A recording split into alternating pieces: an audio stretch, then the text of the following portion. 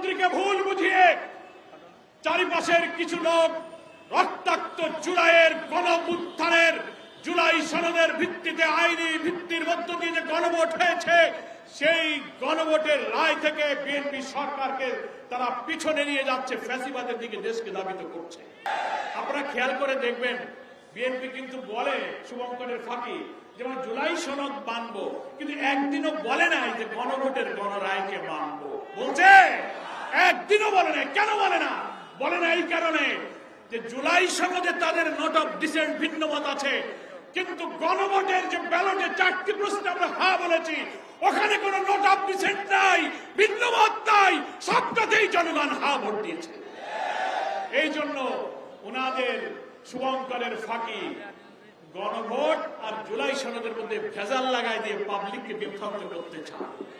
সাহস থাকলে বলুন, প্রধানমন্ত্রী তারেক রহমান আর একজন মন্ত্রী আছে, তার দপ্তর হলো স্বরাষ্ট্রমন্ত্রী, কিন্তু সবাই বলে সর্বমন্ত্রী। কি বলে না? এমনকি প্রধানমন্ত্রীর বক্তব্যটা উনি অনেক সময় নীরবে বসে থাকেন, উনি দাঁড়িয়ে বলেন আমি প্রধানমন্ত্রীর পক্ষে কথা বলছি।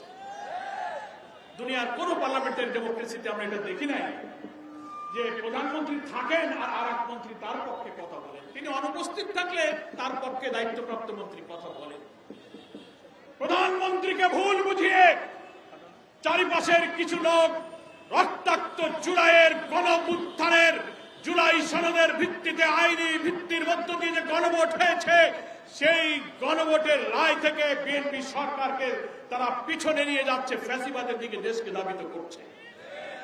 আজকে গণমিছিল পূর্বে এই সমাবেশে জামাত ইসলামীর পক্ষ থেকে আমরা পরিষ্কার বলতে চাই, আমাদের নেতা leader of the opposition doctor Shafiqur Rahman পার্লামেন্টে বলেছেন এত সহস্র শহীদের রক্তে ভেজা জুলাই সনদের ভিত্তিতে যে গণভোট হয়েছে 70% মানুষের রায়ের সাথে আপনারা বেঈমানি করতে পারেন, আমরা বেঈমানি করতে পারবো না।